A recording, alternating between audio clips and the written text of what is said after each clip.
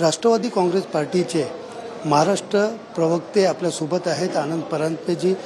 Sir, काय सांगाल, ज्या पद्धतीने गेले काही दिवसापासून जितेंद्र आव्हाड टीका करत होते आणि पत्रकार परिषद तुम्ही घेतलेली आहे, काय नेमकं तुम्ही सांगा? कळव्या येथील जे खारलँडचं ग्राउंड होतं त्याबद्दलची रविवारी त्यांनी एक पत्रकार परिषद घेतली आणि राष्ट्रवादीचे राष्ट्रीय अध्यक्ष, राज्याचे लाडके उपमुख्यमंत्री माननीय अजितदादा पवारांवर काही खोडसाळ आरोप केले.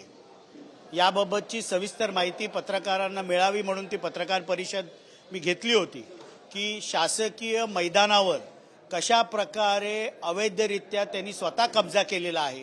क्रिकेटच्या नावाखालती टर्फ क्लब असेल, क्रिकेट कोचिंग असेल, हे पैसे घेऊन तिथे ते करतात. त्यांचं स्वतःचं कळवा येथील जे कार्यालय आहे हे सर्वे नंबर 111 सामाजिक न्याय विभागाच्या नावावर तो सातबारा आहे, मध्य रेल्वेच्या नावावर तो सातबारा आहे आणि स्वतः अनधिकृतरित्या पक्ष कार्यालय चालवायचं, ते ग्राउंड अनधिकृतरित्या कब्जा करायचा, कुठल्याही राजकीय पक्षाला तिथे कुठलाही कार्यक्रम करून द्यायचा नाही, कुठल्याही संस्थेला करून द्यायचा नाही आणि क्रिकेटच्या मागे लपून लहान लहान विद्यार्थ्यांना पुढे करून खोटे नाटे आरोप माननीय अजितदादांवर केले. याच्याबद्दलची ती आजची पत्रकार परिषद होती. एकंदरीत पाहायला गेलं तर काही दिवसापूर्वी कल्याण लोकसभेतनं खासदार श्रीकांत शिंदे यांना पाडण्याचं काम अजितदादा करताय असाही आरोप लावण्यात आला. सध्या त्यांना काय झालेलं आहे की जसं औरंगजेबाला स्वप्नामध्ये संताजी धनाजी दिसायचे तसे ते एवढे घाबरलेले आहेत की स्वप्नामध्ये त्यांना माननीय अजितदादाच दिसतात आणि येन केन प्रकारेनं विषय कुठलाही असो तो अजितदादांपर्यंत न्यायचा म्हणजे महाराष्ट्रात आपल्याला प्रसिद्धी मिळेल ही भावना झाल्यामुळे अशी बेताल वक्तव्य ते करत असतात.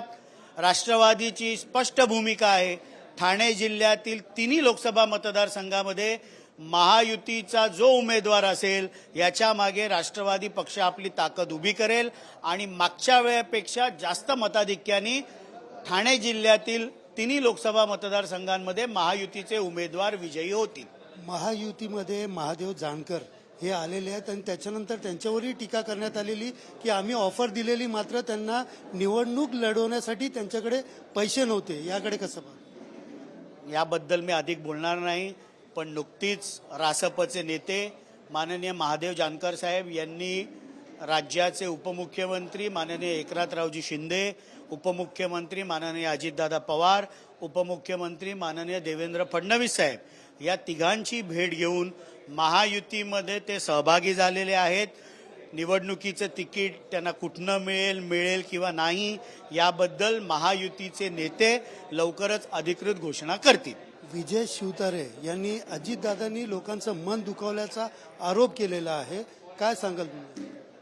आमची शिवसेनेचे मुख्य नेते राज्याचे मुख्यमंत्री माननीय एकनाथरावजी शिंदे साहेब हे लवकरच त्यांच्यावर शिस्तभंगाची कारवाई करतील अशी आशा आहे. फार विजय शिवतारेंना राष्ट्रवादी पक्ष आता महत्त्व देत नाही, कारण महायुतीमध्ये कुठल्याही प्रकारचा विघ्न येवो ही राष्ट्रवादीची कदापि भूमिका नाही. शेवटचा प्रश्न आहे, भरत गोगावलेंनी आज एक वक्तव्य केलेलं आहे की दोघांचं सरकार व्यवस्थित सुरू होतं, एनसीपीला सोबत घ्यायची गरज नव्हती. या वक्तव्याकडे आपण कसं? नाही, माझा एकच सल्ला आहे भरत गोगावलेजी यांना की असे काही प्रश्न त्यांनी खाजगीमध्ये त्यांच्या पक्षाचे मुख्य नेते व राज्याचे मुख्यमंत्री माननीय एकनाथरावजी शिंदे साहेबांना विचारले तर खाजगीमध्ये त्यांना खरं उत्तर मिळेल. कल्याण लोकसभेमध्ये तुम्ही पहिलेही खासदार होता, त्या पुन्हा लोकसभेची माहिती तुमच्याकडे. आज ज्या गोष्टी म्हणजे ज्या पद्धतीने सुरू आहेत, कसं पाहता त्या ठिकाणच्या उमेदवारी आणि शिवतारेंच्या भूमिकेनंतर आपण आपली भूमिका मांडलेली की त्या ठिकाणी आम्ही मदत करणार नाही किंवा आमची भूमिका आम्ही मांडू, काय नेमकं यावेळेस? नाही, सातत्याने ज्या वेळेला विजय शिवतारे राष्ट्रवादी काँग्रेस पक्षाचे आमचे राष्ट्रीय अध्यक्ष, राज्याचे लाडके उपमुख्यमंत्री माननीय अजितदादा पवार साहेबांवर टीका करत होते, राष्ट्रवादीचा स्वाभिमान, राष्ट्रवादीची शक्तीस्थळं यांच्यावर आघात करत होते, त्यावेळेला मी भूमिका मांडली होती. त्यानंतर वरिष्ठ पातळीवर आमचे प्रांताध्यक्ष खासदार सुनील तटकरे साहेब आणि माननीय मुख्यमंत्री यांच्यामध्ये संवाद झाला.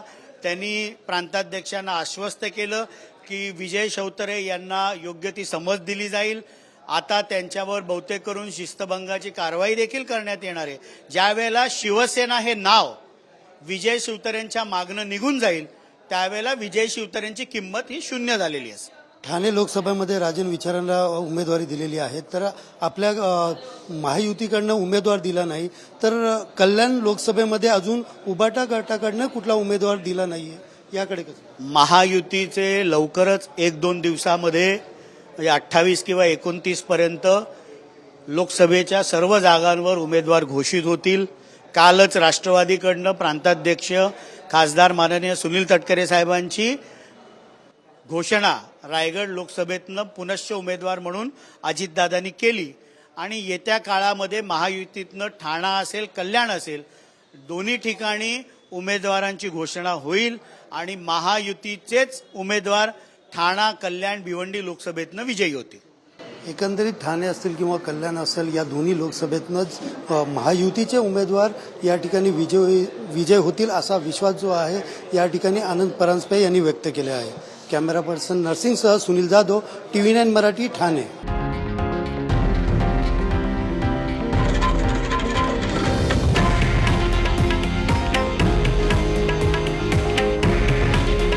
हे आहे देशातील नंबर 1 न्यूज नेटवर्क आणि आपण पाहत आहात TV9 मराठी. काळजी तुमची, हित महाराष्ट्राचं.